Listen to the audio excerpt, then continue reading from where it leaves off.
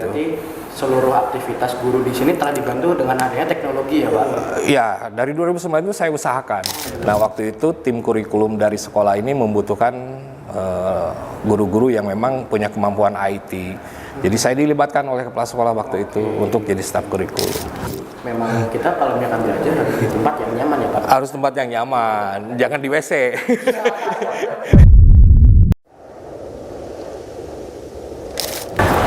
Assalamualaikum warahmatullahi wabarakatuh. Selamat datang di podcast SMA Negeri 1 Bungur Sari.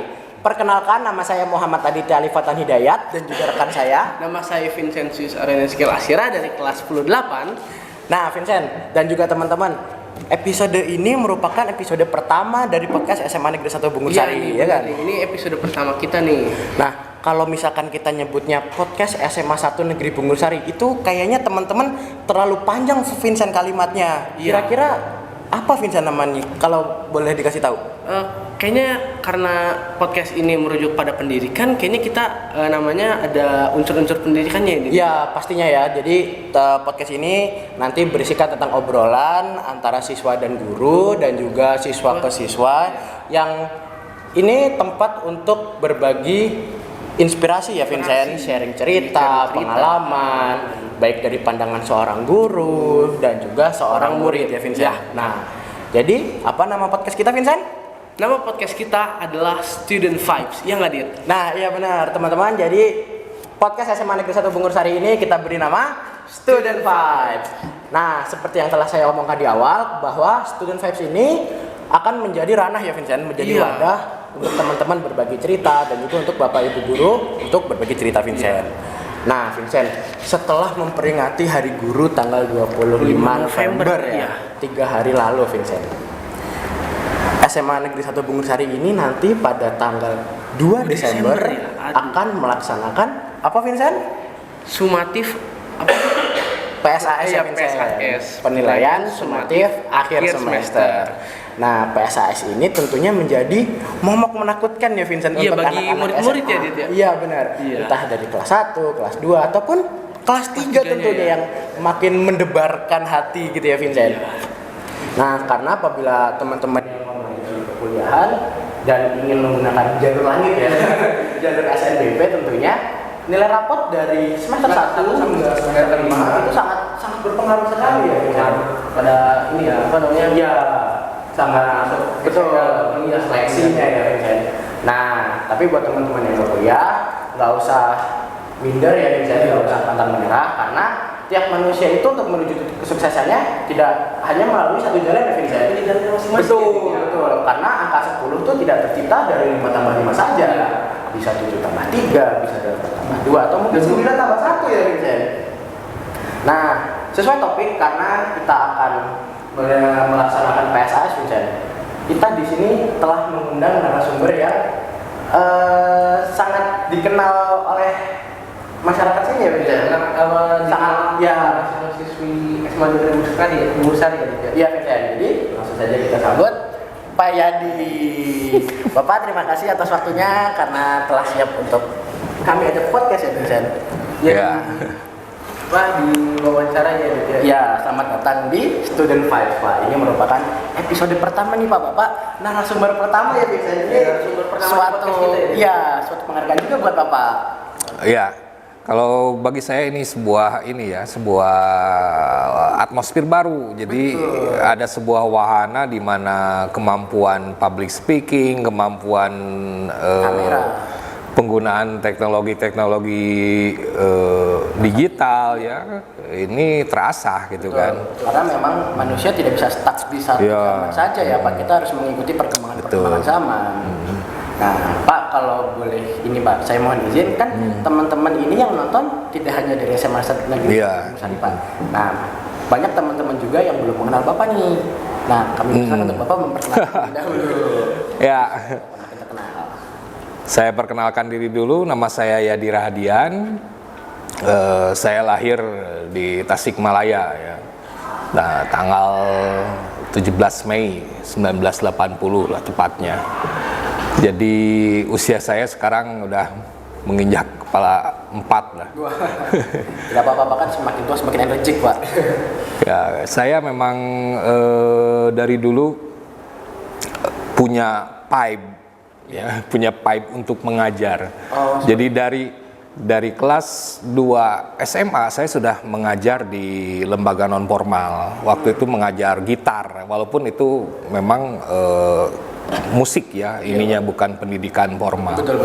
Tapi di umur segitu saya sudah mengajar. Kemudian memang ya waktu kelas 2 ya sekitar usia 16 tahunan lah, kelas 2 SMA. Iya. Nah, itu udah mengajar dan memang orang tua saya itu kedua-duanya guru. Itu. Iya, sudah ada background pengajar. Nah, kemudian lulus dari SMA saya masuk ke perguruan tinggi. Yaitu dulu mah namanya IKIP ya, Institut Keguruan dan Ilmu Pendidikan, dan waktu itu saya juga mengambil pendidikan seni musik. Nah, ya otomatis secara produk gitu kan, memang begitu saya lulus pun akhirnya memang dituntut mengabdikan diri gitu di sekolah. Ya, walaupun awal karir saya itu saya tidak di SMA negeri, karena waktu itu saya mengajar pertama kali mengajar itu di SMA Kristen Bina Bakti ya, di Bandung. Oh, di Bandung ya. Gitu. Berarti sekolah pertama Bapak. Iya, sekolah pertama saya ada di Bandung. Saya mengajar di sana dari tahun 2003 sampai 2008, dan 2009 saya ditempatkan di SMA Bungur Sari. Setelah waktu itu tahun 2008 akhir, di Desember itu ada perekrutan PNS. Dan SK-nya ya ke sini. Akhirnya berlabuhlah di sini gitu. Ya seperti itulah sedikit. Jadi Bapak masuk saya di sini tuh dari 2008 ya Pak? Iya, 2009 tepatnya. Karena 2008 tesnya Desember tuh, 2009 itu di bulan Februari baru penempatan ke sini. Jadi Bapak memang berarti jejak Bapak nih nggak banyak ya Pak. Jadi dari 2003 ke 2008 Bapak mengajar di SMA Bina Bakti di Bandung. Kemudian Bapak mencoba peruntungan untuk pemerintah membuka perekrutan PNS umum dulu. betul, Ya. Kemudian Bapak mencoba, dan dari 2009 Pak Edo dari sini ya Vincent. Nah, itu dari 2009 berarti seumuran kita nih Vincent. Jadi Pak Yadi masuk sini kita baru lahir. Iya, kita masih belum mengenal apa itu dunia Pak. Nah, kalau boleh tahu Pak, dari 2009 ke 2024 mungkin sekitar 15 tahun ya Pak. Nah, kalau boleh tahu Pak, apa sih Pak, bagaimana rasanya mengajar di SMA Negeri 1 Bungur Sari ini Pak? Mengajar di SMA Bungur Sari itu karena saya merasa bahwa sekolah ini adalah sekolah pijakan pertama ketika saya menginjakan di dunia ke-PNS-an lah. Dan secara apa ya, kalau bisa dikatakan karakteristiknya. Secara karakteristik tentunya berbeda jauh dengan tempat sekolah pertama saya mengajar. Iya, betul Pak. Dan justru itu menjadi tantangan bagi saya. Jadi begitu di SMA Bungur Sari, saya malah mengandai-andai gitu. Sekolah yang ada di pinggiran ini gitu kan, yang ada bisa dikatakan kan Bungur Sari ini adalah di daerah bukan terpencil, jadi perbatasan dengan kabupaten lain. Kita ini ada di ujung ya, di ujung utara Purwakarta. Jadi saya mengandai-andai alangkah suatu saat misalnya sekolah ini bisa saya ikut berpartisipasi membangun, dan bisa mungkin minimalnya seperti tempat sekolah saya mengajar dulu gitu kan. Jadi secara fasilitas sarana dan lain sebagainya. Makanya begitu saya ditempatkan di sini, dari awal tuh saya selalu mendorong bagaimana kita memanfaatkan teknologi pendidikan, bagaimana kita memanfaatkan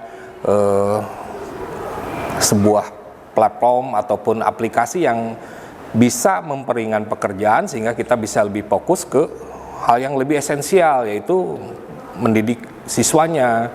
Sehingga urusan administrasi, urusan yang sifatnya paperwork gitu kan, itu bisa terminimalisir karena adanya sistem-sistem yang terpadu gitu. Berarti seluruh aktivitas guru di sini telah dibantu dengan adanya teknologi ya Pak?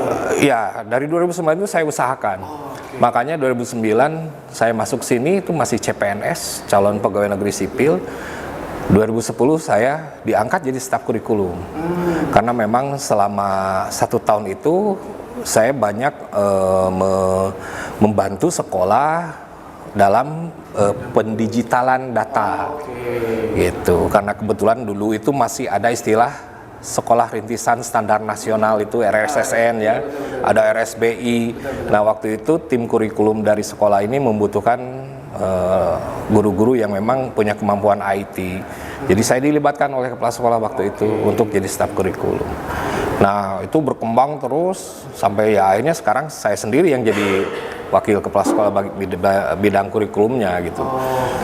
Nah, prinsipnya di sekolah ini sebetulnya tantangannya adalah bagaimana merubah mindset yang selama ini muncul karena berbicara geografis kan, kita ini dekat ke industri, jadi anak-anak itu atau siswa-siswa kita itu lulus dari sini Langsung bekerja, orientasinya kan gitu. Nah, tantangannya justru gimana caranya merubah mindset ini supaya strata pendidikan di khususnya ya Kecamatan Bungusari ini meningkat gitu. Karena kalau saya lihat statistik dari data BPS ya yang saya terima dari data kecamatan lulusan S1 di sini itu sangat kurang sekali.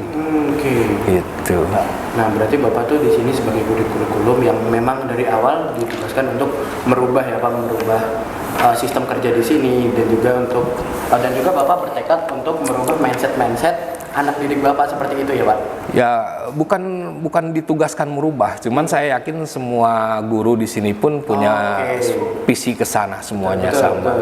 Karena kan kita itu bekerja bukan kita hanya sekedar meluluskan siswa, kita juga kan berkaitan erat dengan yang namanya tujuan-tujuan dari pemerintah daerah, tujuan dari pemerintah provinsi, dan lebih jauhnya tujuan nasional pendidikan kan. Jadi konditunya ke sana semuanya.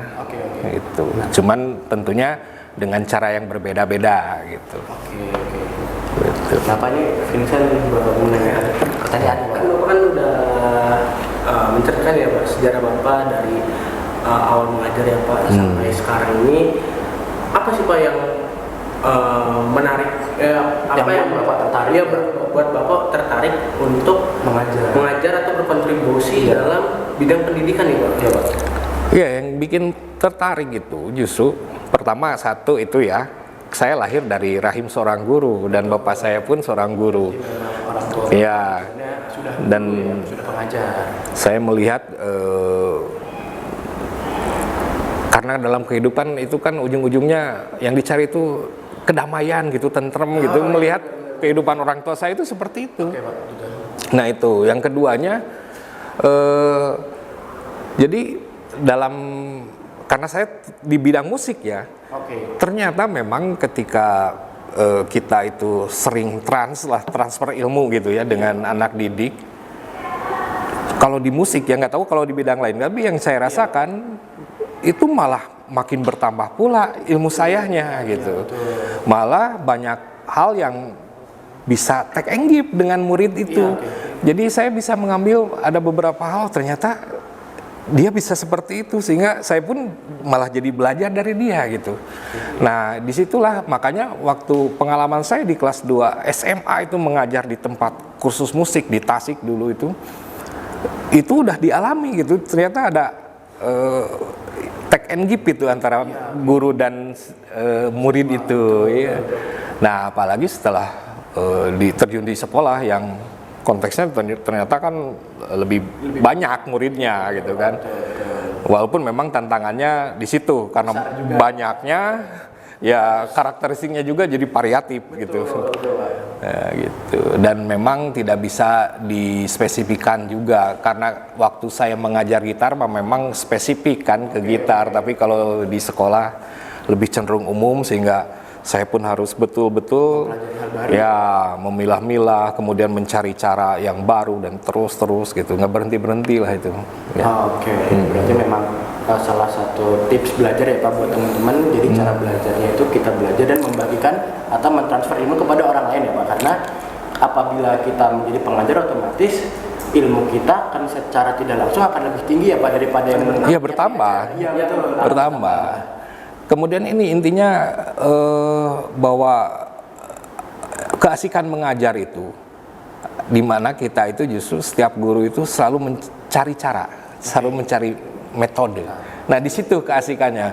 Tahun sekarang kita ngajar dengan kelas ini, caranya seperti ini, mungkin bisa berhasil, tapi belum tentu cara itu dipakai ke yang berikutnya. Yang akan datang ya Pak. Oke.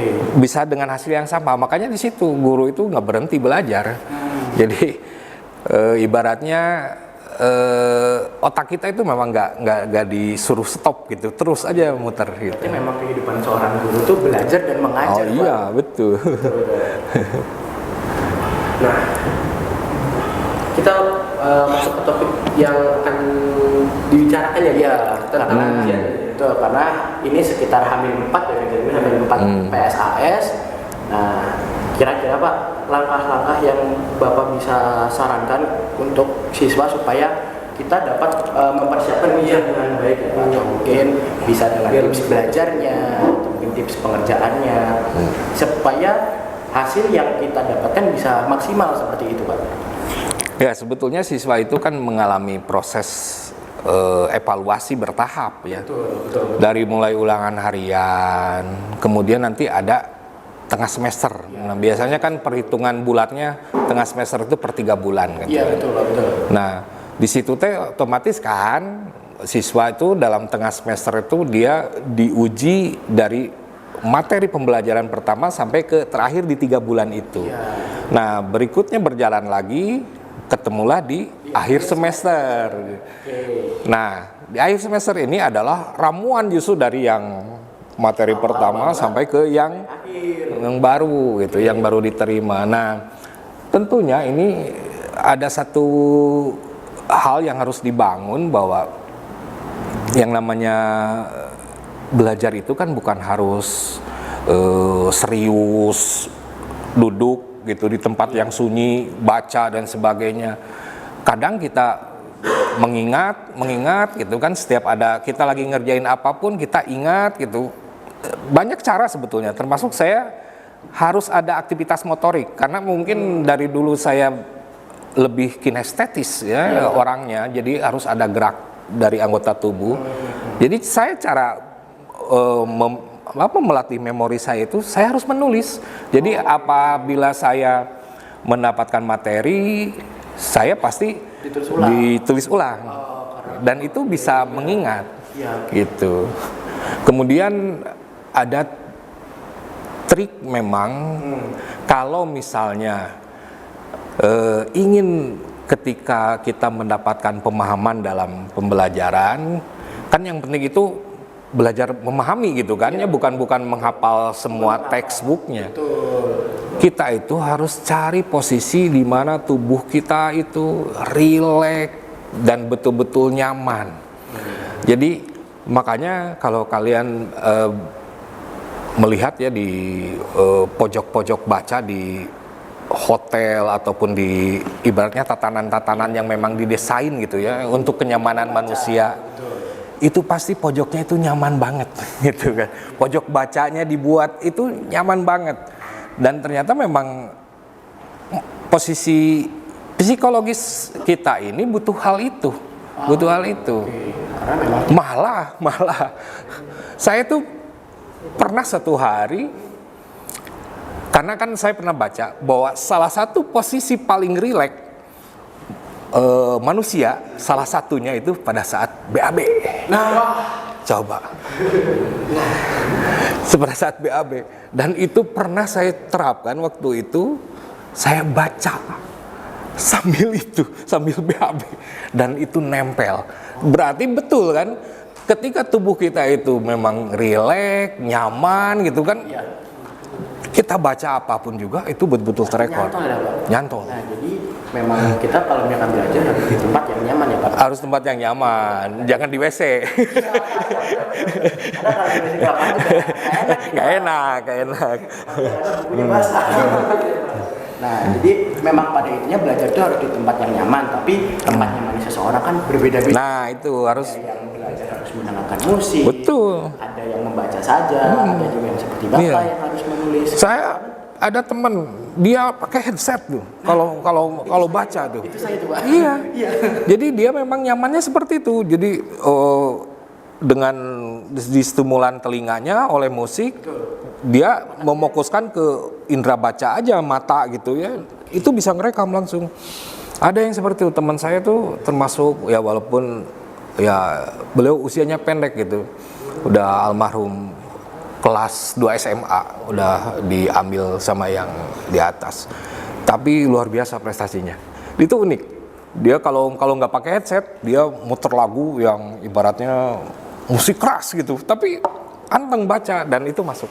Nah teman-teman, berarti tips belajar dari Pak Yadi itu kita harus belajar sesuai dengan cara belajar kita ya Pak. Dan tentunya juga harus di tempat yang tenang menurut kita ya Pak. Tempat Yang rileks lah, Ya, yang nyaman gitu. ada yang bisa dikamar. Kemudian ya itu selalu pada saat pembelajaran itu harus punya inilah note yang ibaratnya itu udah dibikin, yang memang ibaratnya dibikin inilah apa kata kunci untuk belajar. nah Oke. kata kunci di setiap pembelajaran itu dibikinlah catatannya supaya nanti itu lebih gampang gitu. Iya, lebih gampang, lebih mudah. Nah, selama ini Pak, Bapak pernah nggak Pak menjadi pengawas saat ujian Pak? Pernah. Nah, kalau boleh Pak, gimana Pak pengalaman-pengalaman Iya. di saat Bapak mengawas di saat ujian? Boleh dari sini. Iya, kira-kira ada pengalaman atau adakah yang ketangkep basah nyontek gitu Pak? Ya, jadi dulu itu kalau kebagian ngawas ujian, kemudian anak-anak tahu di ruangan dia itu bagiannya saya, itu pada nggak mau. Oke. Karena Bapak mungkin dikenal sebagai orang yang tegas Pak. Saya nggak, ringan-ringan aja sih, cuman selalu saya berikan konsekuensi. Jadi kalau saya mengawas, saya nggak diem, jadi saya jalan. Nah, ketika ada yang tengok gitu, kalau dulu kan, Mantau ya Pak, mantau. ya dulu itu kan masih boleh kan siswa bawa motor. Jadi di kelas tuh banyak helm tuh. Jadi begitu ada yang tengah kiri, tengah kanan, bawa helm satu masukin. Iya. Begitu udah dikasih helm masih tengok-tengok kan tinggal dibogem gitu kan. Nah, Iya. Dulu gitu zaman berbasis kertas ya. Tapi dalam arti waktu itu ya ibaratnya saya melatih siswa juga percaya diri lah gitu kan. Karena belum tentu dia tengok kanan kiri juga yang ditanyain itu jawabannya bener gitu kan. Nah makanya pada zaman itu ya gitu lah, pada nggak mau kalau tahu saya bagian ngawas di ruangan satu misalnya, wah. Tapi ya istilahnya bukan menakutkan sih sebetulnya, mereka tuh malasnya digituin doang gitu, dibercandain gitu. Ya bisa melatih tanggung jawab siswa ya Pak, tanggung jawab untuk belajar, untuk disiplin juga, kejujuran seperti itu ya Pak. Ya, karena memang mencapai sesuatu dengan meraihnya itu oleh diri usaha kita sendiri gitu, itu beda loh. Iya, hasilnya. Jadi zaman saya tuh ngalamin yang namanya Eptanas yang betul-betul bangkunya jauh ya, evaluasi belajar tahap akhir, terus evaluasi belajar tahap nasional, itu 2 kali. Ya kalau siswa-siswa tahun belakangan ini mah yang sebelum UN, masih ada UN itu ada ujian sekolah terus UN gitu. Iya, Nah, kalau di zaman saya itu ada Eptanas. Nah, itu pengawasnya dari luar, bangkunya jauh-jauh, dan kita nggak bisa nyontak kanan kiri. Tapi itu begitu kita ngikutin ujian, ketika kita ngerjain dengan begitu dapat hasil nilai murni itu dapat 8, dapat 7, 5, itu benar-benar bangga. Karena murni betul, nggak ada tengok-tengoknya udah susah itu. Nah itu, dan ternyata kebanggaannya, nah itu yang nggak pernah terbayangkan oleh siswa itu kan, Justru ada semacam kepuasan batin ketika mencapai suatu dengan hasil karya sendiri. Dengan keringat sendiri, Nah, susah payah sendiri. itu tuh selesainya itu pencapaiannya itu berasa banget. Itu. Karena meskipun dapat 100 tapi kalau hasilnya Iya. rasanya beda ya. Beda. Jadi kayak ya udah ada temen terus pas dapat nilai 100, oh ya udah deh besoknya pasti gitu lagi. Iya. Biasanya gitu tuh.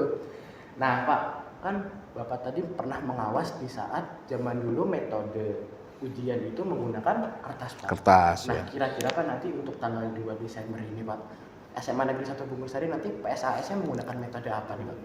Ya, itu menggunakan metode daring ya. Kalau kita dari sebetulnya bisa dikatakan pionir ya SMA kita.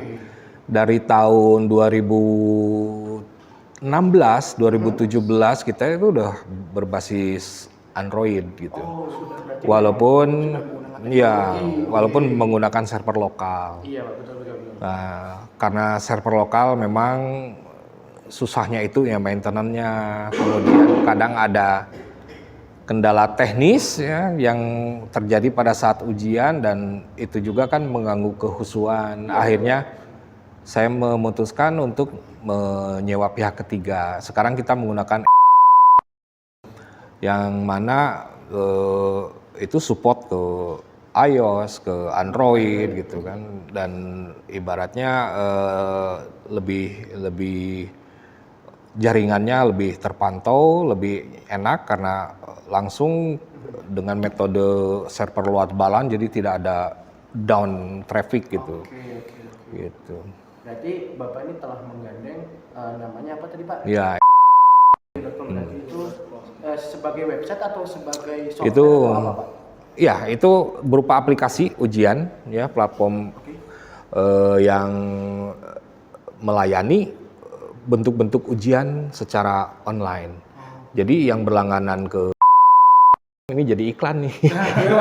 Harus dapat sponsor nih. Jadi banyak sekali sekolah yang menggunakan platform tersebut gitu, termasuk sekolah kita. Nah, apalagi sekolah kita pionir dari 2016 Ya. Oke. Gitu. Nah, di ujian.com ini pengawasannya berbeda. Gimana, Jadi Pak, kalau boleh tahu, Pak? Jadi dia punya fitur unfocus namanya. Jadi nanti si aplikasi akan menangkap setiap aktivitas layar siswa. Ketika dia keluar dari halaman, dihitung 1, keluar lagi hitung 2. Dan nanti itu terkoleksikan dengan angka unfocus. Nah, unfocus ini itu nanti jadi pedoman guru untuk memberikan pengurangan nilai terhadap siswa tersebut ketika itu sudah direkap. Berarti Gitu. kalau memang menggunakan platform tersendiri, pengawasan guru pun jadi lebih mudah ya, Pak, tentunya. Iya, guru secara fisik hadir di ruangan, tapi secara sistem pun kita akan mencatat Iya, itu. betul. Gitu. Sebetulnya kita bisa saklek. Kita menggunakan exam browsernya dari eujian.com. Kalau menggunakan exam browser itu kan lock screen semua HP itu, hanya bisa masuk lewat itu saja gitu. Jadi tidak bisa keluar halaman, hanya saja. Nah, kadang beberapa HP ada yang nggak support, ya. Itu HP biasanya. Nah, ini masalahnya yang HP-nya Android 7 ke bawah, gitu. Jadi kadang bermasalah gitu. Makanya daripada kita maksakan pakai exam browser tapi ternyata ada beberapa HP yang nggak bisa, ya mendingan udah di lost pakai browser tapi kita fitur unfocusnya kita ini. Karena memang banyak sekali teknologi zaman sekarang yang banyak yang nggak support di Android 7 ke bawah. Iya, Pak. betul. Dia supportnya Android 7, Android 8, yang ke atas, Pak. Nah, kan Bapak udah bercerita ya Pak, kalau Bapak ini pernah menjadi pengawas ya Pak, waktu itu. Nah, kira-kira nih Pak, apa sih Pak saat Bapak Tantangan pengawas ini ya, ada tantangan yang besar. Iya Pak, yang Bapak lihat dari siswa-siswi yang sedang mengerjakan ujian ya Pak? Jadi tantangan terbesar apa ketika Bapak sedang sedang mengawas di saat ujian seperti itu, Pak? Ya sebetulnya tantangannya tugas mengawas itu kan hanya mengamati, kemudian menjalankan tata tertib yang sudah termaktub dalam pos ujian, pos itu prosedur operasional standar ya. Jadi selama siswa mengikuti alurnya sesuai dengan tata tertib, ya pengawas juga diam gitu kan.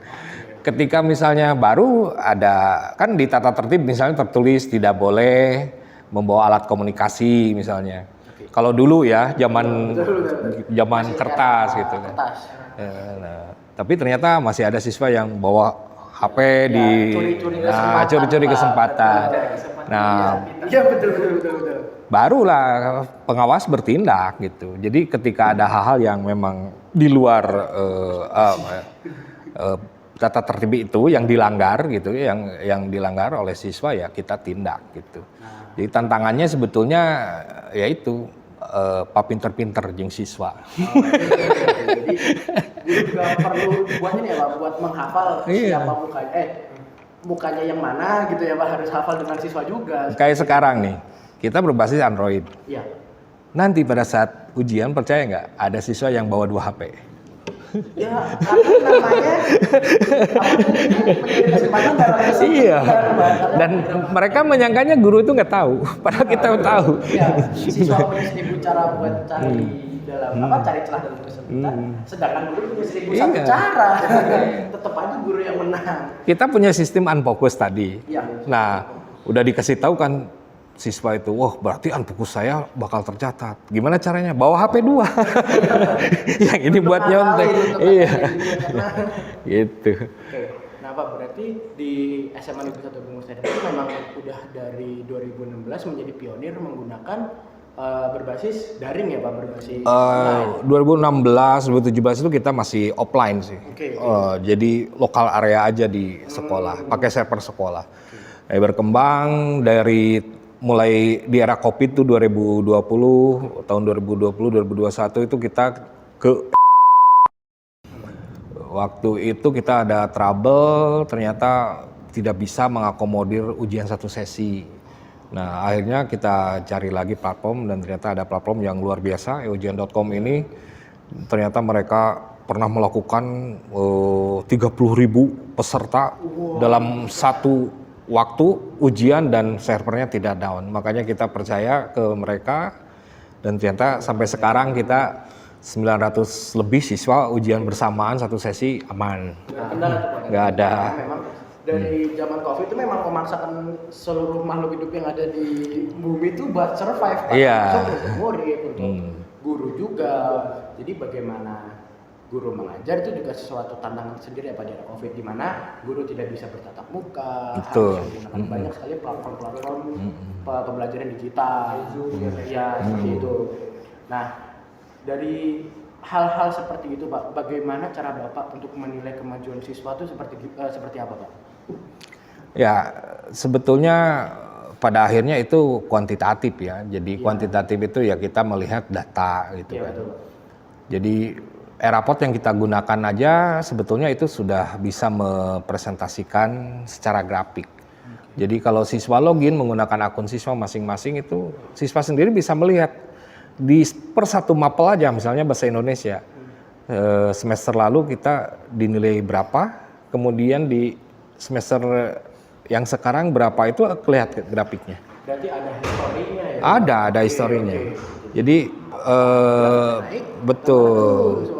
Nah, kita itu selalu mereview per 3 tahun biasanya. Kita per 3 tahun itu dilihat track record siswa, perjalanan nilainya itu seperti apa. Nah, nanti kita biasanya dari tim manajemen akan berembuk membicarakan bagaimana nanti strategi berikutnya, termasuk bagaimana kita juga mengadakan pelatihan-pelatihan untuk guru dari kegiatan in-house training. Apa nih yang harus ditingkatkan supaya kualitas pembelajaran juga makin hari meningkat. Perlu gitu. evaluasi di guru. Betul. Gitu ya.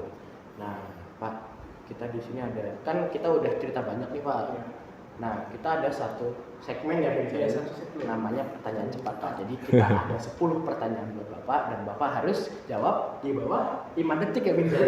Nah, nanti tim editing akan memasukkan stopwatch ya Pak. Ya. Boleh kita mulai Pak? Ayo.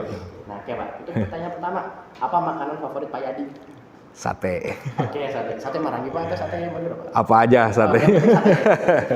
Nah, Bapak kan tadi di bidang musik ya Pak.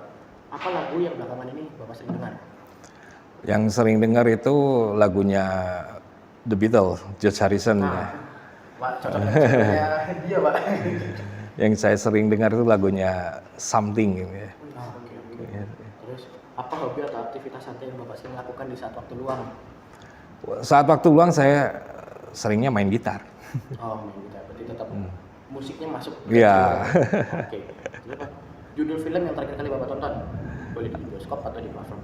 Red One. Oke, terus Bapak lebih suka malam atau pagi? Dua-duanya suka saya. Oke. Kenapa? Apa kegiatan yang sering Bapak lakukan ketika akhir pekan atau weekend, Pak? Main sama anak bungsu saya. Dengan keluarga, family time ya. Family man. Nah, pertanyaan selanjutnya Pak, siapa tokoh publik yang Bapak sangat menginspirasi Bapak? John Lennon. John Lennon. Dari bidang musik lagi. Bidang musik. Pertanyaan selanjutnya Pak, satu kata untuk Menggambarkan diri Pak Yadi. Kreatif. Oke, masuk. Pertanyaan selanjutnya Pak, apa olahraga yang Bapak sukai? Saya senang basket. Oke, musik, basket. Nah, ini udah sangat terpadu nih, cocok Pak. Pertanyaan terakhir Pak, apa tempat yang saat ini yang sering dikunjungi Pak? Yang sering Mungkin tiap weekend Bapak main kemana dengan anak atau kemana nih Pak kira-kira? Ya, kampung halaman saya di Tasik. Oh, berarti Bapak frekuensi ke Tasik ini berapa minggu atau berapa bulan sekali nih Pak? Nggak terlalu sering sih, tapi setiap waktu ada di kepala pingin terus ke sana. Ada rencana apa di sana Pak? Kayaknya kalau mungkin saja ya kalau sudah pensiun gitu, balik kampung. Oke, tapi kenapa pensiunnya kan masih lama Pak? Masih. Nah, untuk pertanyaan penutup pada episode pertama nih Pak, apa makna pendidikan bagi Pak Yadi? Makna pendidikan bagi saya itu justru bagaimana sebuah proses itu bisa merubah pola pikir dan tingkah laku manusia yang tadinya dari zero ya to something gitu kan, ada perubahan gitu. Ada perubahan, ada sebuah gerakan-gerakan yang mendorong dia jadi lebih maju lagi gitu. Nah, jadi seperti itu ya Pak. Nah, jadi sekian cerita kita bersama Pak Yadi. Nah, untuk Pak Yadi terima kasih banyak atas waktunya. Ya, Nah, sama-sama. Guys, buat kalian semua yang telah mendengarkan ceritanya Pak Yadi tadi, kalian bisa memetik apa yang bisa kalian petik ya, motivasinya dari Pak Yadi, inspirasinya dari Pak Yadi, dan masih banyak lainnya misalnya. Contohnya tadi tips untuk belajar, terus kita bisa menjadikan orang tua sebagai inspirator kita untuk memperkuat diri kita ya untuk menuju jalan sukses. Betul. Nah, jadi itu saja untuk episode pertama kita. Terima kasih guys sudah menonton. Dan sekian dari kita. Dari kami. Wassalamualaikum warahmatullahi wabarakatuh. Waalaikumsalam.